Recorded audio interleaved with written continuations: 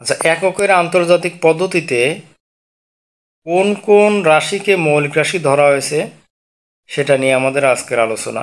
So এককের আন্তর্জাতিক পদ্ধতিতে 7টি রাশিকে মৌলিক রাশি ধরা হয়েছে। সো আমরা জানি যে মৌলিক রাশি এবং লব্ধ রাশি সম্পর্কে আমরা জানি। সো এককের আন্তর্জাতিক পদ্ধতিতে যে 7টি রাশিকে মৌলিক রাশি ধরা হয়েছে সেই রাশি কি? দৈর্ঘ্য। 1 নম্বর কি বলা হয়েছে? দৈর্ঘ্য।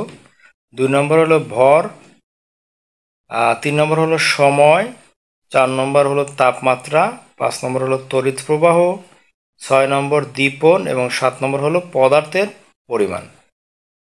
তাহলে বন্ধুরা 1 নম্বর হলো কি? দৈর্ঘ্য।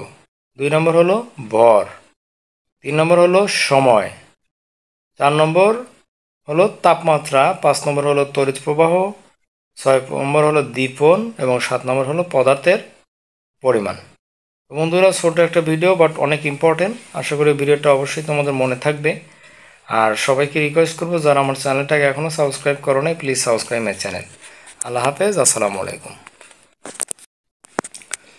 আচ্ছা, এককের আন্তর্জাতিক পদ্ধতিতে কোন কোন রাশিকে মৌলিক রাশি ধরা হয়েছে সেটা নিয়ে আমাদের আজকের আলোচনা।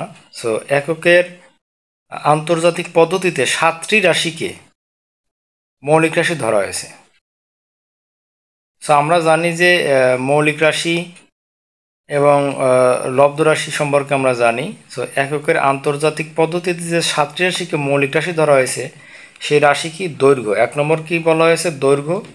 2 নম্বর হলো ভর, 3 নম্বর হলো সময়, 4 নম্বর হলো তাপমাত্রা, 5 নম্বর হলো তড়িৎ প্রবাহ, 6 নম্বর দীপন এবং 7 নম্বর হলো পদার্থের পরিমাণ।